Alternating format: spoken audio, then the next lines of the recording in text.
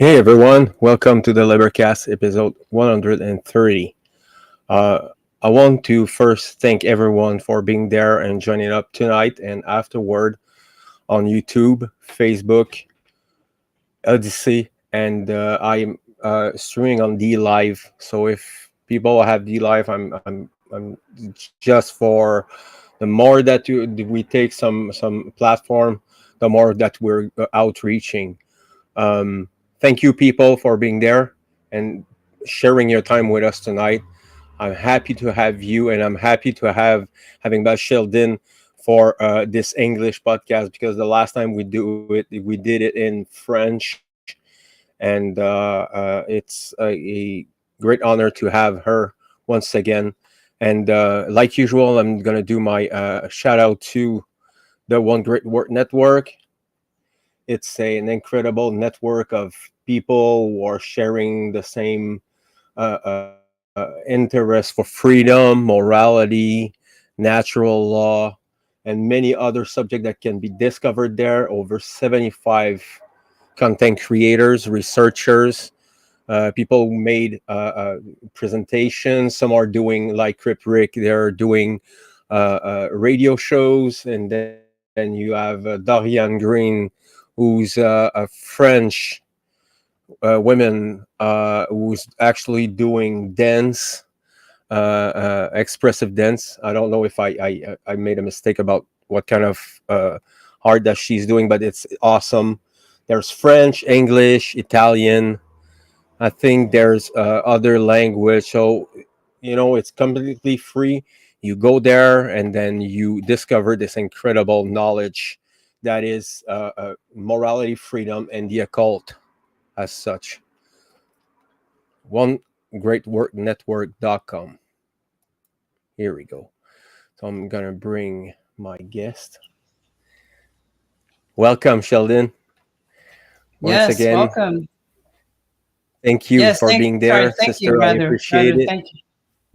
Yes, thank you for inviting me again. Yeah, no problem. And it's a good thing. I like it when I have a guest on the show and we can cover two languages, and because this is what I'm doing here on the LIBERcast. I'm covering two languages. So if there's people who are new to this podcast, this is an open podcast. I'm getting people who wants to actually share about their knowledge and wisdom and ideologies and things like that, so we can talk together and get on neutral ground and having conversation together. So if you have certain knowledge that is connected with freedom, it's connected with natural law, psychology, health, overall things like that, then contact me. My name is right under there. Here we go. Fred Gingras on the LIBERcast. I'm on the Facebook. The group is there. And then if you want to see all the stuff that I do, and then it's going to be, there we go. I'm going to put it there. So YouTube, Facebook, Odysee, and D Live. So I was just to begin and for the people who don't know you, can you talk a little bit quickly over your path and where you came from and what is your work, where we can get it? Okay, thank you for the opportunity for me to share with our English-speaking audience. My name is Sheldine Altidor. I was born and raised in Montreal, Quebec. My mom is from Barbados. My father is Haitian. And I just to quickly tell our viewers here, I met Fred and his wife. Actually, I met his wife first at a homeschooling parent meetup that was held in Lac-Mégantic, Quebec. Some of you may have heard of the tragedy that took place in Lac-Mégantic with the derailment that happened. They had a documentary on that. Anyways, it's in that town where I met them, and we had a conversation. I gave her a little gift called The Great Controversy. And we were talking for a good while, just talking about, religious freedom and freedom of conscience and different things. And she said to me, "You need to meet my husband. He does podcasts." I said, "Oh, really? Okay." So the following month, I believe, Fred, if I'm mistaken, I think it was the following month I met you. I came and I saw you there and we started talking. We started talking for a good while. And then finally we end up here. That's why I'm here as a guest. Now, to give you a background about who I am and my path, or I would say my journey, is I grew up as a Catholic. I was a non-practicing, as they say. I was not a good Catholic, as they say. But I was sincerely seeking truth.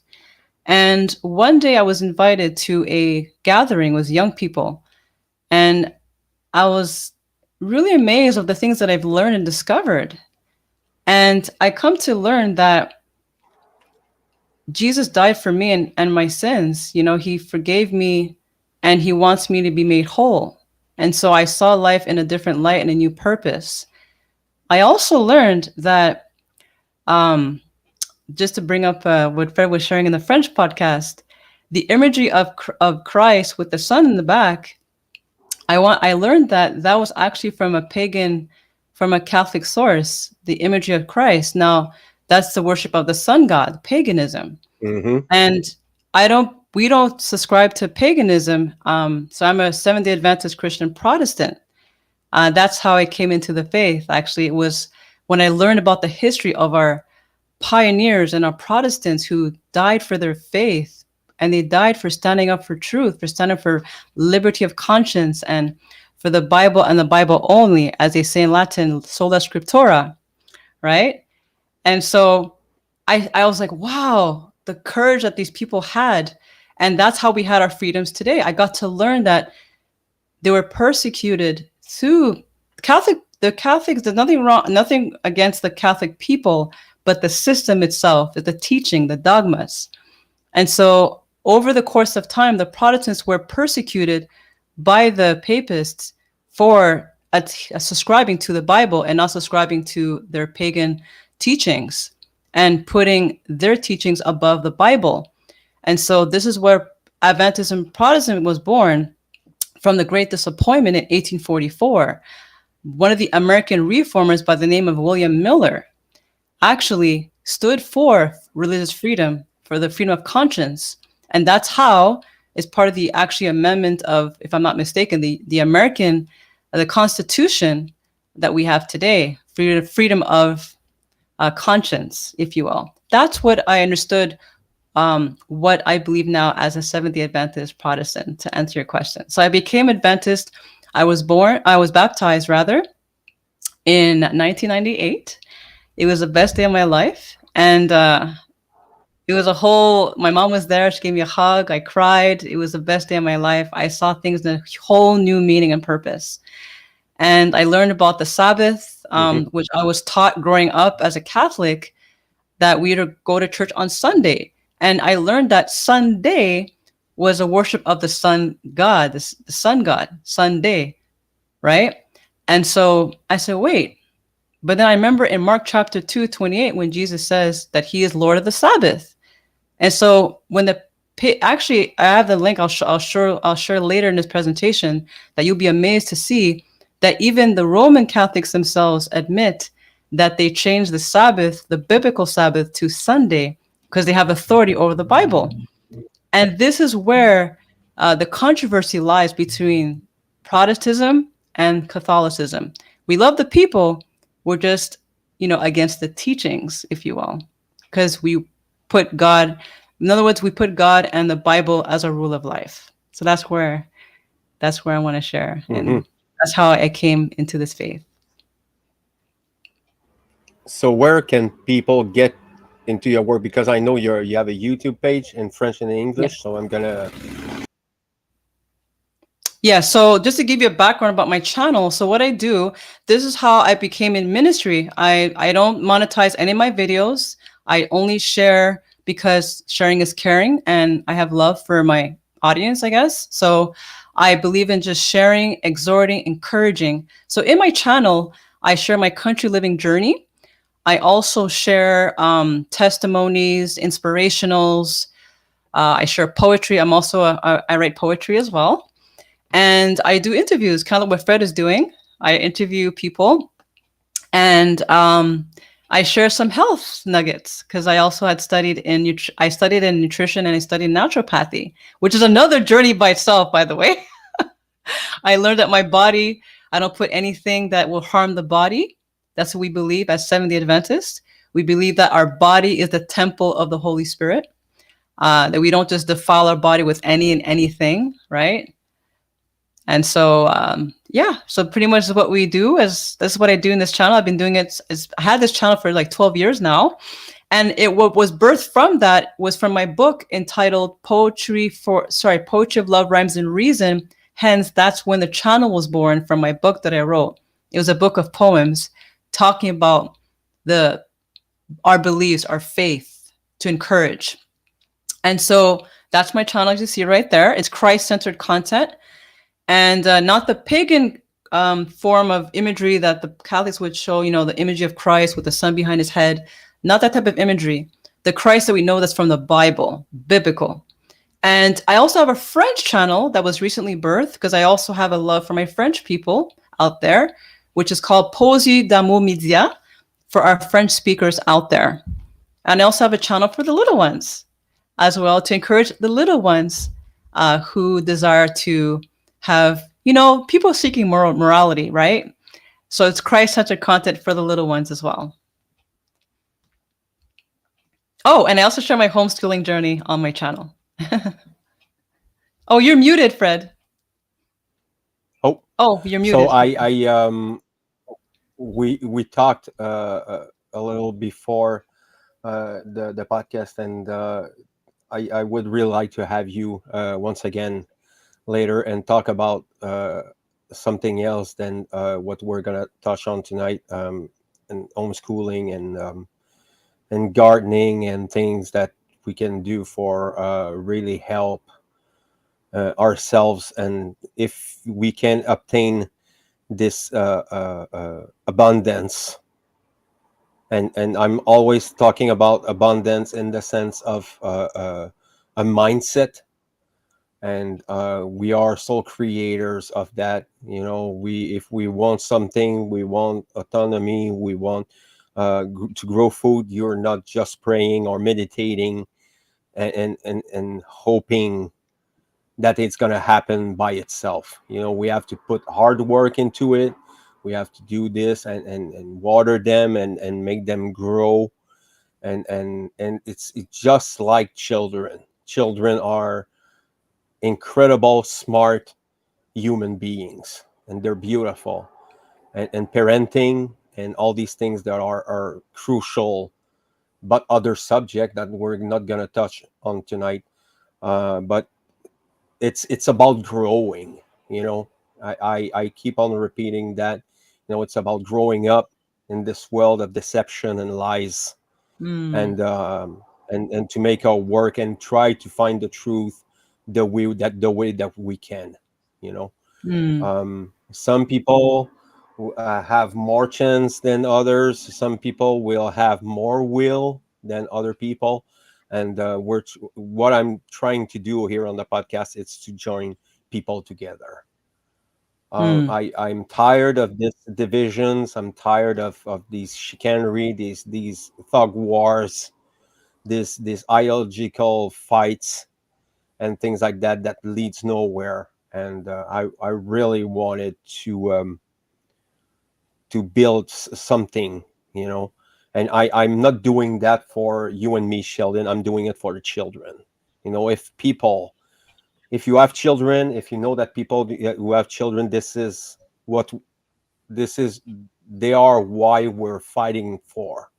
This is why we're doing what we're doing, whatever the culture, whatever the ideologies or the philosophies behind it. We're all connected to nature intimately.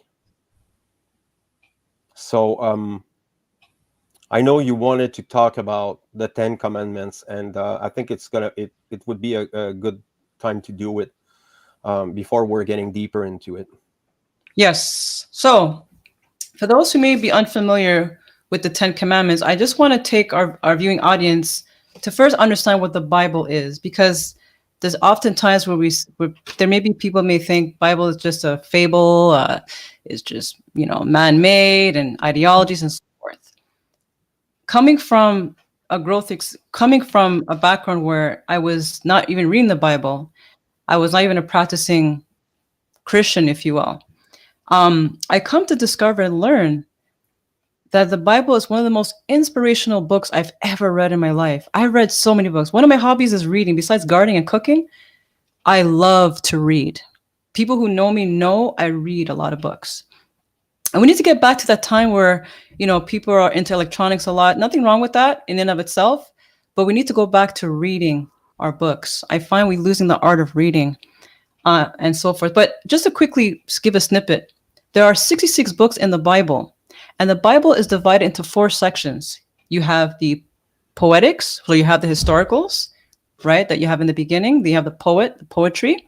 For example, the book of Psalms, the book of Proverbs. You also have the prophecies, right?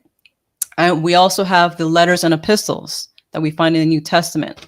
But I won't get into that now because of time. But just to give you a little background of where I stand as an Adventist Protestant Christian. Now, the 10 Commandments, just to bring it to that, everybody is looking for some type of morality. But before I get into the 10 Commandments, let's just go what the news is talking about here. Let me just share my screen. Is that okay? Mm-hmm. Yep. Yeah. Let me just go here. So some of you may be familiar with what's happening in Louisiana about the 10 Commandments law.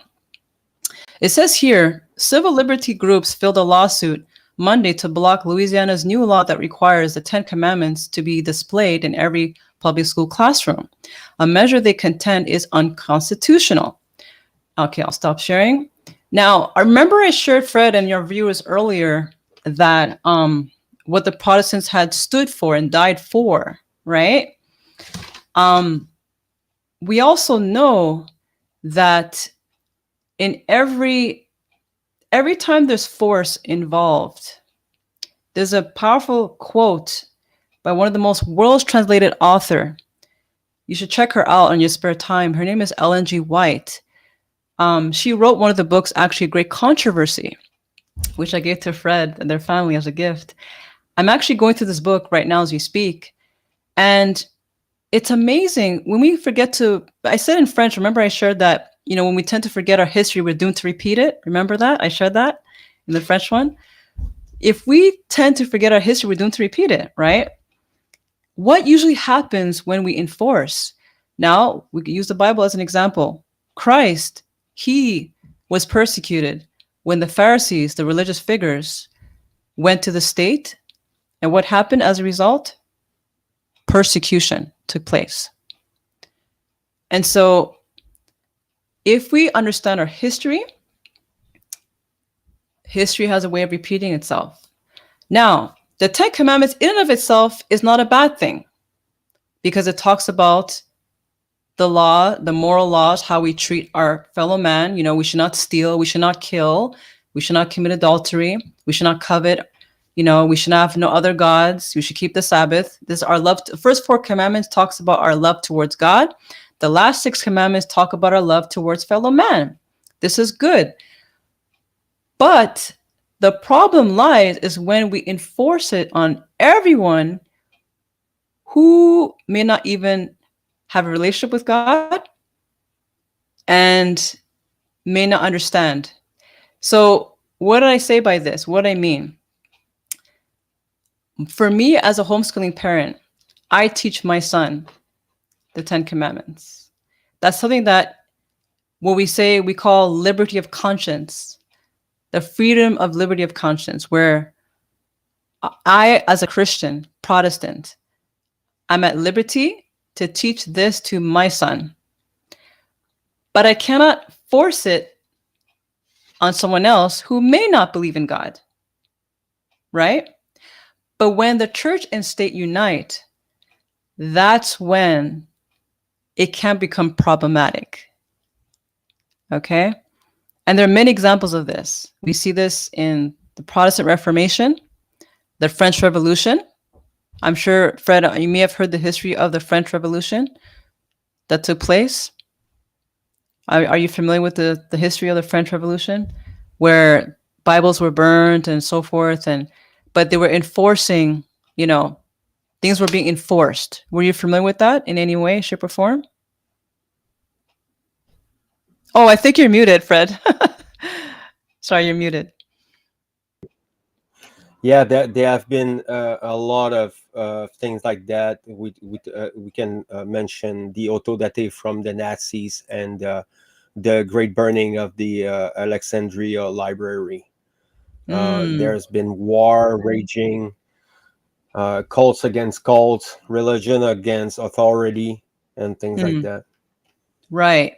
And so, as you can see, every time there's a perfect quote that says this, that sums it up really well. It says, behind every force, right? I'm paraphrasing, is a false religion, because God is not in the force. What I'm trying to say in a nutshell is that the religion of Christ has nothing to do with force. He's like a gentleman. It says in Revelation, he knocks at the door. If any man hears his voice, he will then, and opens, he will come in.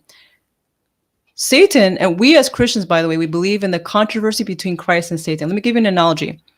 In the army, I used to be in the air cadets, okay? I was a corporal. In the air cadets, or not air cadets, but in the army, right? There's always a rival.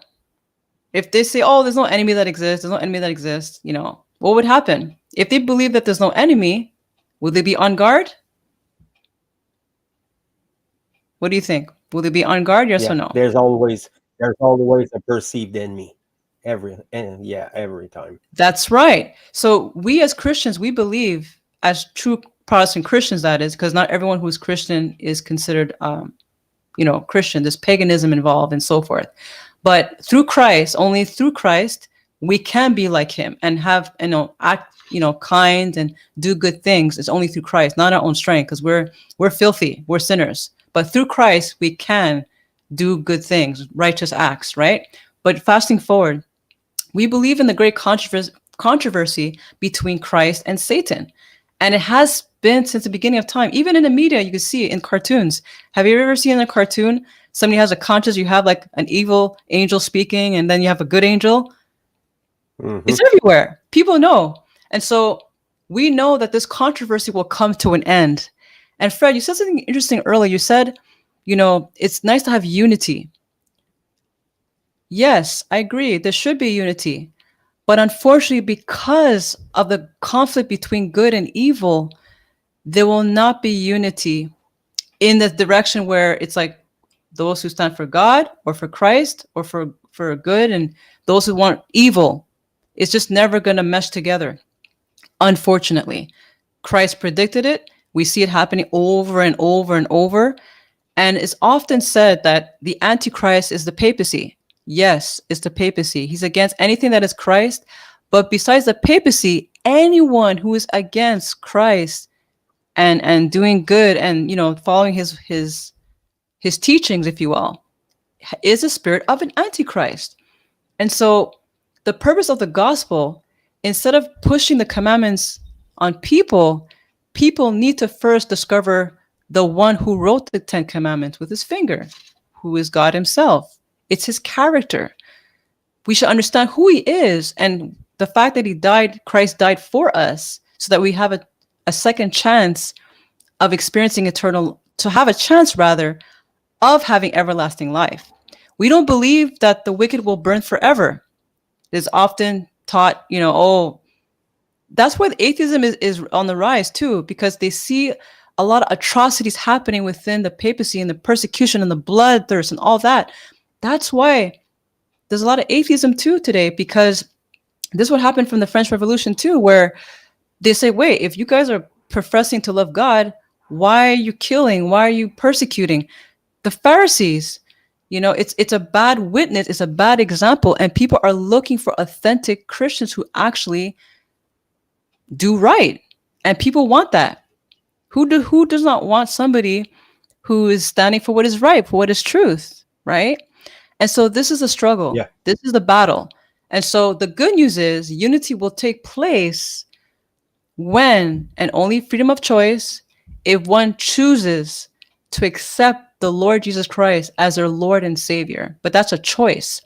But those who do not choose their Lord and Savior, Jesus Christ as our Lord and Savior, who died for me, for all of us, whether we believe it or not, of course, but it's a choice.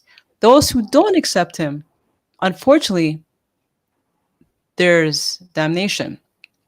We do not believe, however, that the wicked do not burn forever, right? They don't burn forever. So that's a misconception right there. Because the God that we serve and love, he's often painted as God. He's a tyrant. He'll just destroy you. If you do something wrong, he'll just zap you out of existence. If that was the case, the devil would have been destroyed since the beginning. But he's so patient, long suffering.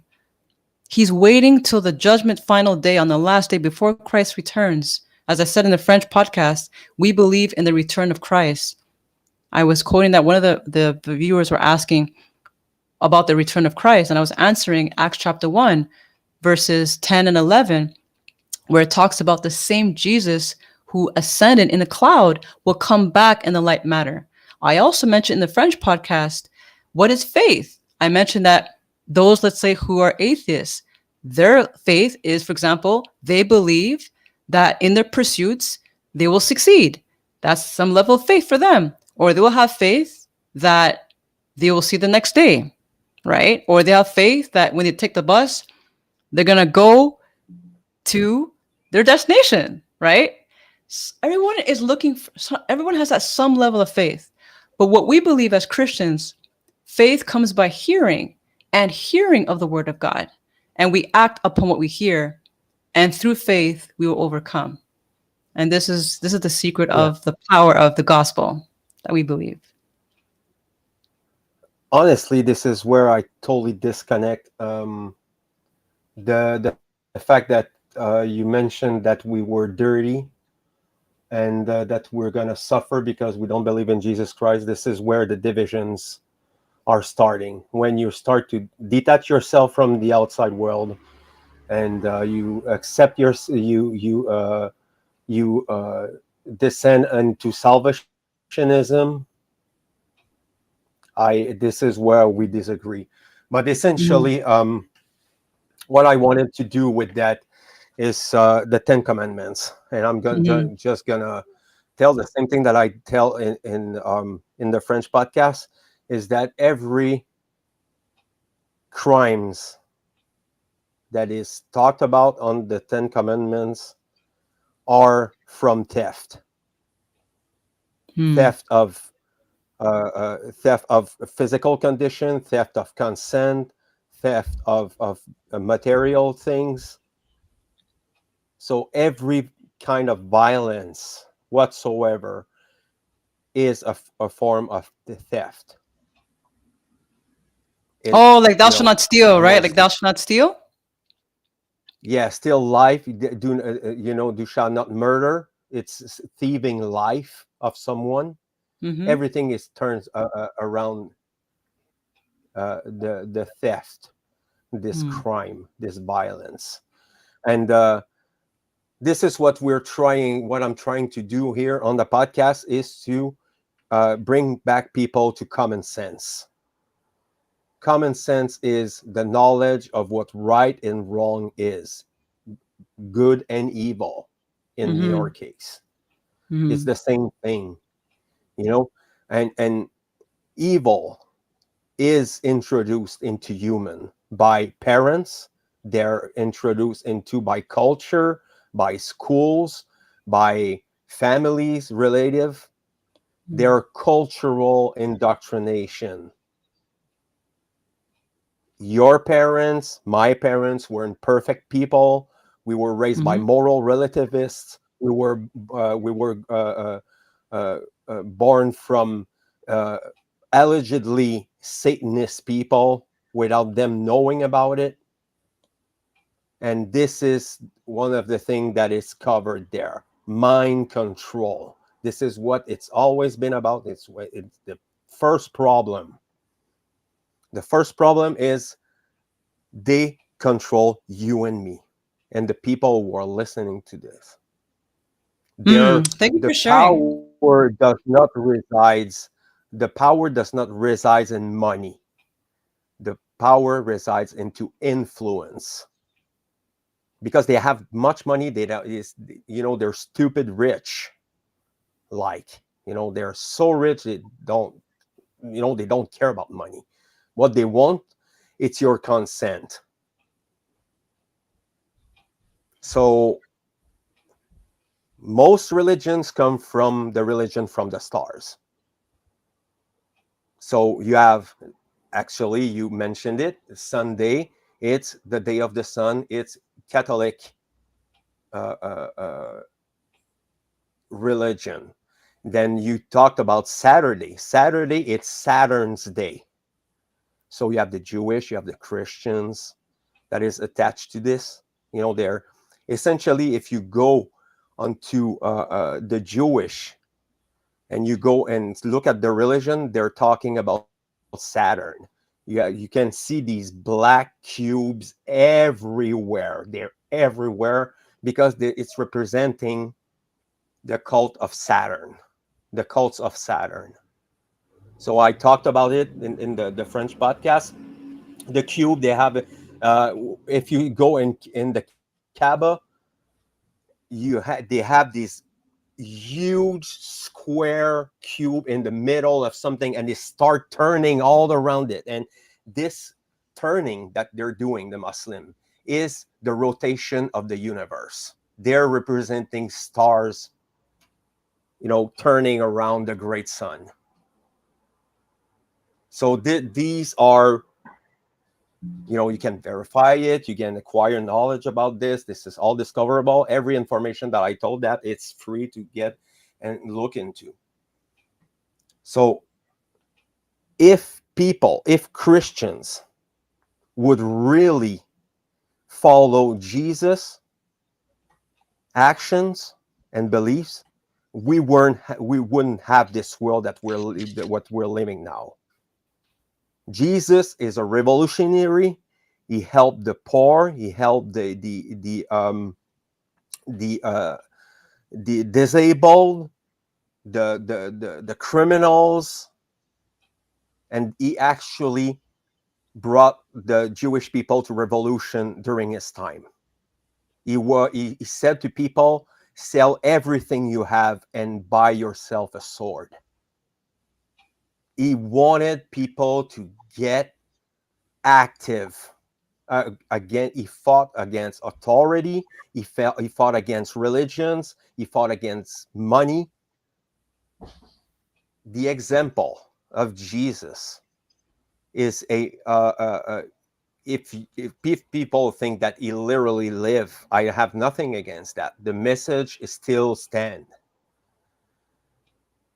But the history is for to showing us, just like the movie Oz, the world of Oz, the story of this girl who are going in the golden path, and she stumbled upon these people these characters who wants you have this scarecrow who wants a brain to think, and then you have the lion who wants courage, and then you have another one who wants the heart. It's all a metaphor for learning to be a good being, a spiritual being. So what's the responsibility behind it? The first thing that we have to do is stop lying to ourselves. Stop lying to ourselves about the condition of the world, the condition of our brothers and sisters of everywhere, because we're all brothers and sisters. Even if you're not Christian, even if you're not a Muslim or you're not atheist, we're still brothers and sisters in this world. But I'm going to bring up this comment, as above, so below. So as within, so without. So the people are projecting what they are inside. So if you have a mass of people, if you have a mass of people who join together and they're doing good things, then awesome. Bring change, bring love, bring care and nurturing for other people, taking care of each other's. But you have people who have the dark care. They care about doing hurt, about doing evil. And the one thing that I want to bring, because I know there are some Christians going to listen to it later or right now, I think the Christian perception of Satanism is widely wrong.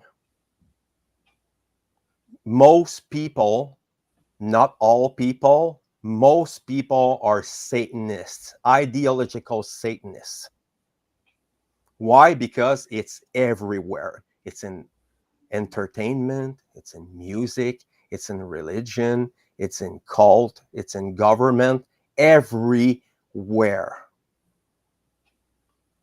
The Satanist is not someone who absolutely believes that there's a Satan. They don't believe in anything as Satan, as a deity.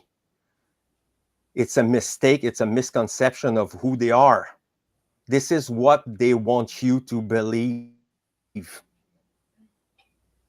They are partaking into the cult of the ego. They want to be God. They're not using Satan as a monolith or something like that.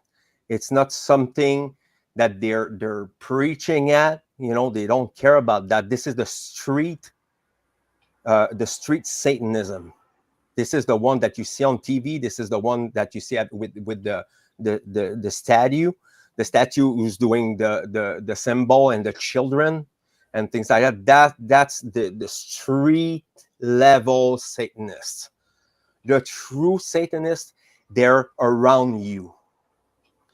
Those people don't care about what right is, what and wrong is. They don't care about good and evil. They don't care about you. They only care about themselves. This is what Marx called the mini-me Satanists. Me. There's only me who I really need to put my energy. And if these people, they're in danger, they're gonna trample on you to get what they want. They want people sedated. They want people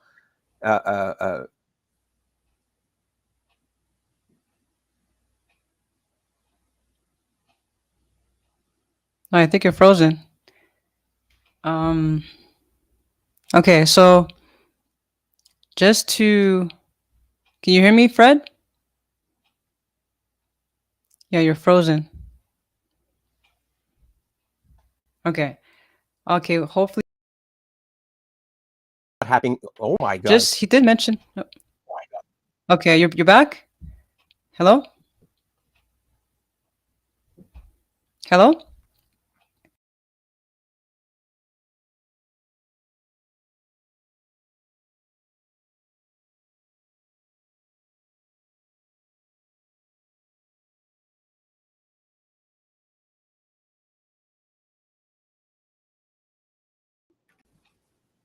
Yes, hello? Sorry about Okay. that. No, that's Yeah, okay. Do you sorry mind? about that. It's still live streaming? Okay. Can I Yes, add to, do you mind if yes, I share something? sure. Okay. It's interesting. You brought something about Satan is everywhere, Yeah. and the me. Actually, there's true, because the whole prince of this evil, well, the darkness is Satan himself, and it was all about him. In fact, you didn't realize this, but you actually quoted from Isaiah 14, where it talks about, I shall ascend, I shall be like the Most High. He was seeking to have the throne of God. So it's interesting. Mhm. What you just shared there is, we look back in scripture, it actually talks about that. And you mentioned about Christ. Now, Christ, when he came on this earth, he came to save man from their sinful condition. And the purpose of why we see all this evil in this world, unfortunately, is because the whole history started in heaven, where there was a war between Christ and Satan. And it says in Revelation, I'm sharing this from a Christian perspective, from a biblical perspective, that he actually convinced a third of the angels. It actually says stars in Revelation. Remember you mentioned about stars? It actually says in Revelation that he convinced a third of the stars. He convinced a third of the stars. And so he is the prince, he is behind all the evil that you see today. And unfortunately, because God is love, he will not bring someone to heaven if they know they don't choose him, but they're gonna be miserable.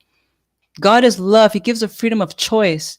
And I know this could be divisive, but it's a reality, because Christ himself, he said, think I came not to bring peace.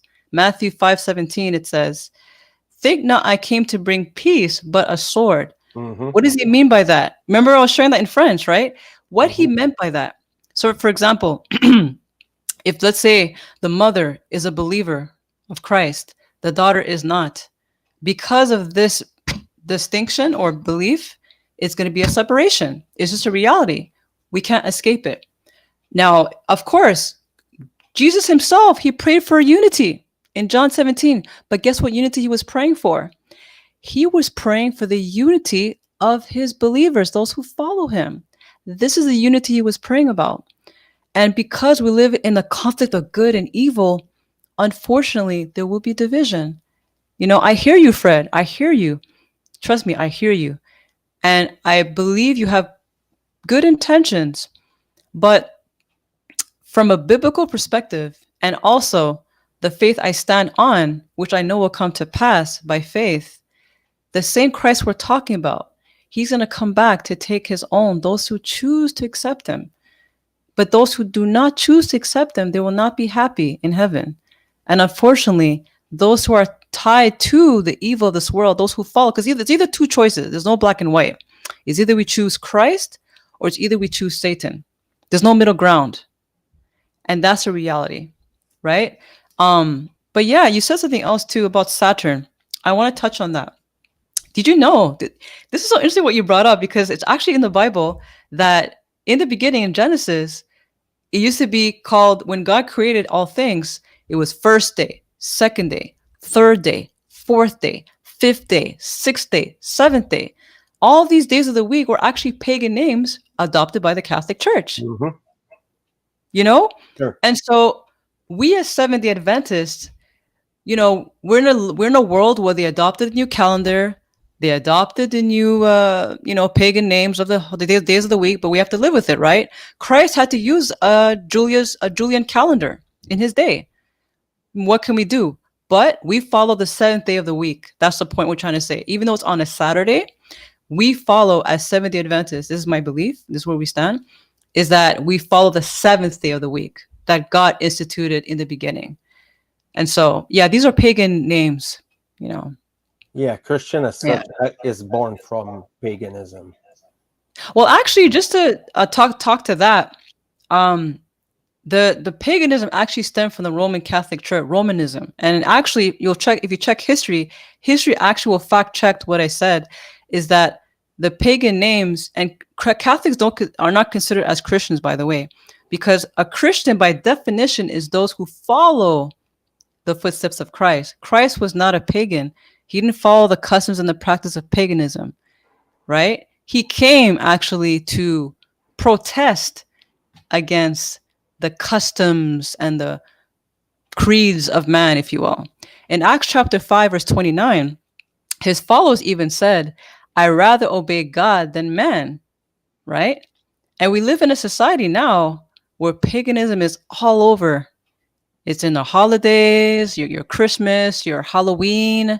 I don't know if you heard about this former Satanist. Google, if you look him up, he actually shared about the deceptions of Halloween. It's all out there. I mean, look it up on Google. It's out there. These are all pagan origins that stemmed from the Roman Catholic Church, Romanism. And so, if you get the chance in this powerful book called The Great Controversy, you will discover that history has a funny way of repeating itself, but it's going to unfold what took place in history. Yeah. There's many things that we could cover, but what I want to say is that this book that you're talking about has been mistranslated a lot of times. It has been modified with the time. You know, there's many versions of it. Oh, the Bible.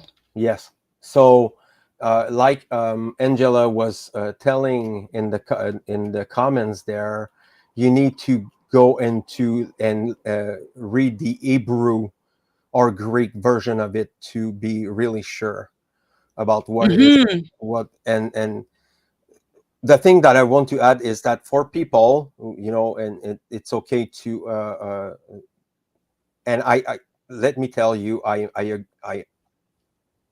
absolutely appreciate what your presence tonight and sharing with us.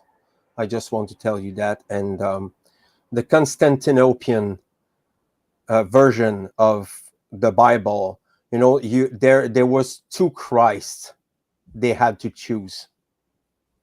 They have two persona that Christ would have. There was two choices, and you have Judah and you have the Christ. So they choose Jesus. They choose Christ to represent what is known as Christianity here. So I suggest everyone to get into that, you know, the Constantinopian conspiracy and things like that.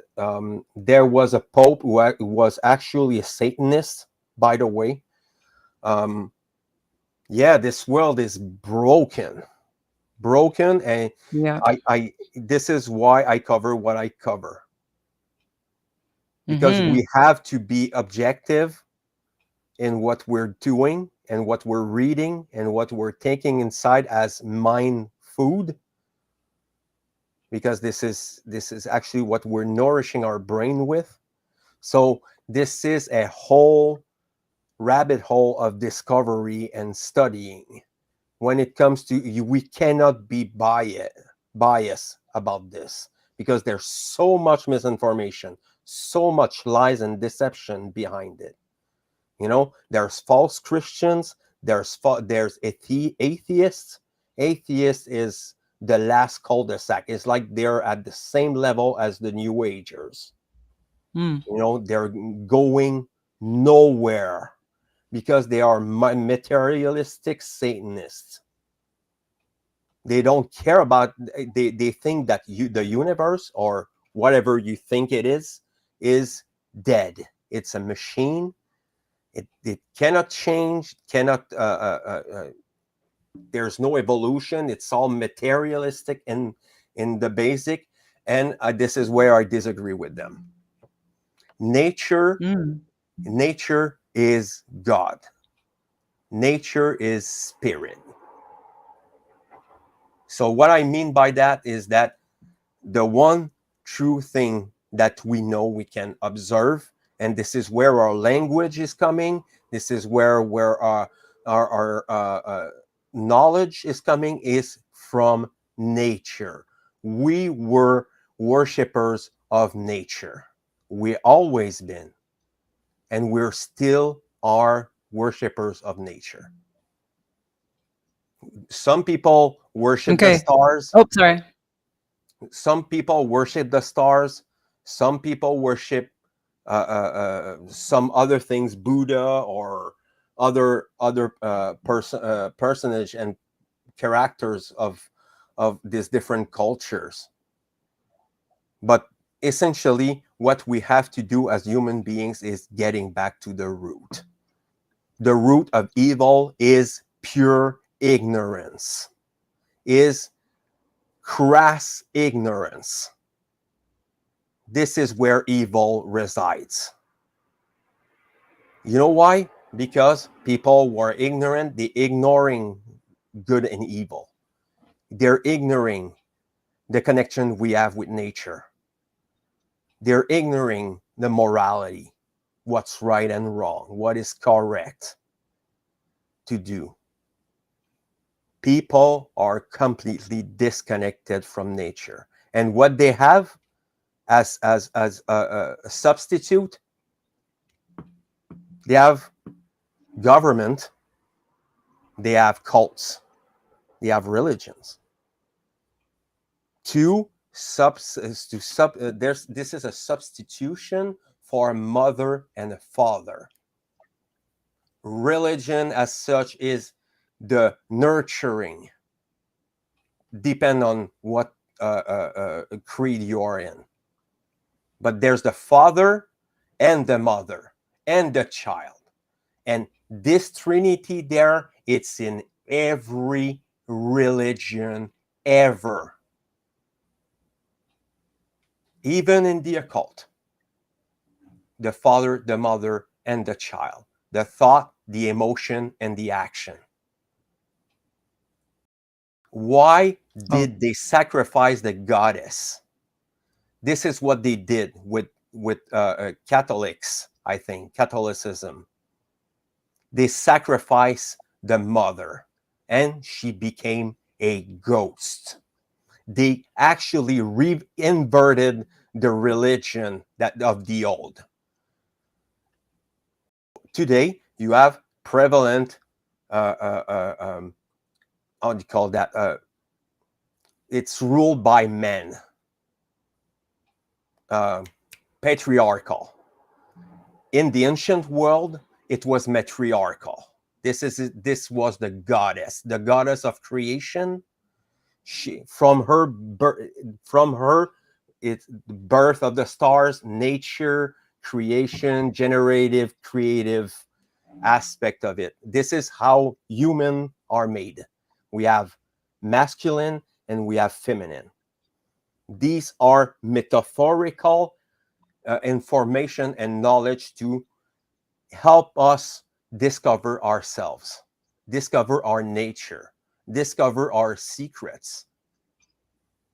Because humans are naive, humans are ignorant, they don't care about others, and this is why we have what we have now. Yeah, a lot of evil in this world. Definitely a lot of evil in this world. Yes. And Christ, I thank God about Christ. He was the most unselfish example that he left for mankind. And you were mentioning about, we all worship nature.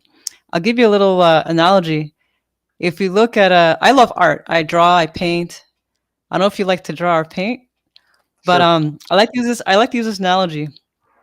Is that if, let's say, you draw a nice, beautiful landscape or a nice drawing,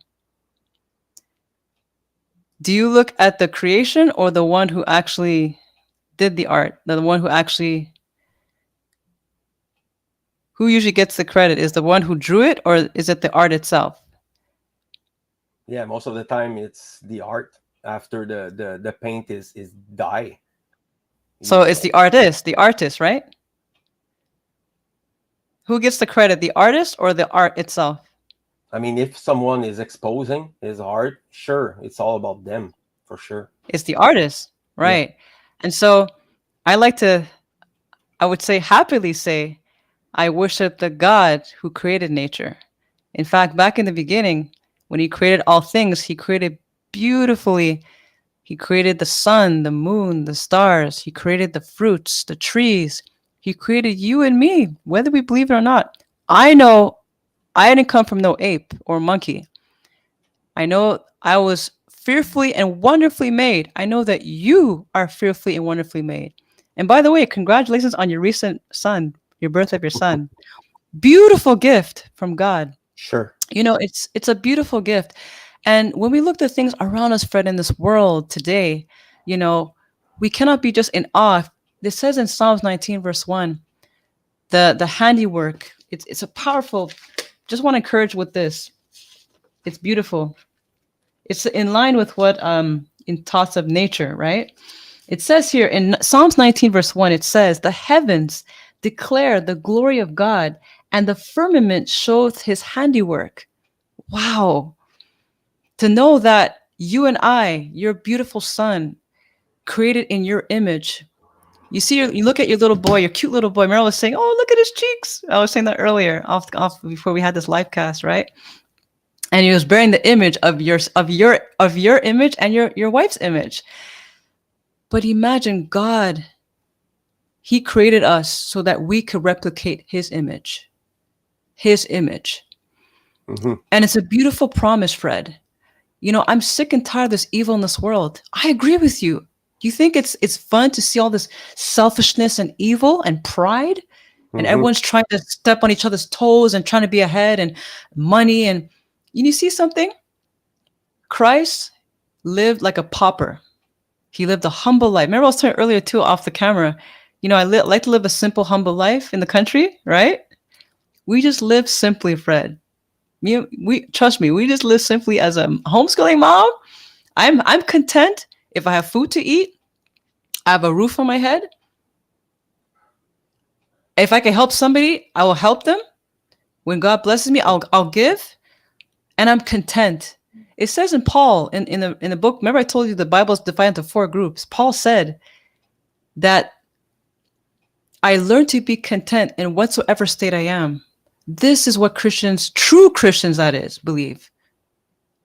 We believe that we need to put others first and ourselves behind. That's what Christ did. You are creating this image, Fred. So I have to treat you and respect you for the value that you are because Christ died for you. You're a precious soul. Christ, he would come on earth even for one sinner, one person. He will still come and die for you, Fred. He will still come and die for me. If you knew my story, how I was before Christ, you would cry. He brought me from a long way. Mm-hmm. And I'm sitting here before you now and before your audience and before God and the angels. All the knowledge that I'm sharing with you is from him. All glory goes to him. I take no credit. The creator, the artist, like the analogy I share with you, the artist takes all the credit. I am just a vessel. I'm just a spokesperson. Mm-hmm. I'm just an ambassador for the new heavens and new earth that Christ promised he will give for each and every one of us. True paradise, not the paradise that we see we go on vacation. Remember I shared on the French podcast I was saying before I close off because it's getting late. Remember I was saying we go on vacation. I don't know if you go your favorite getaway place. Oh, that's paradise. Or we say the place where I'm at in Piopolis, right? Ah, c'est petit coin de paradis when we say in French. Little paradise, right? But nothing is compared to what God has in store for us. There'll be no more sin, no more selfishness. There will be true unity again, restored. This is our Christian hope. What Christ is coming back for, he will destroy sin, Satan, his evil angels, all the evil you see in this world. There'll be no more cheating, lying, stealing. No, no more. This is the hope. This is why I'm here today, is the hope that Christ gave in me. I see life in a different perspective. My life has completely changed because of Christ and Christ alone. So that's what I want to share as I end off. Yeah.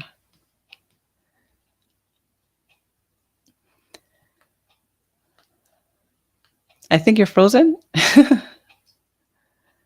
Oh.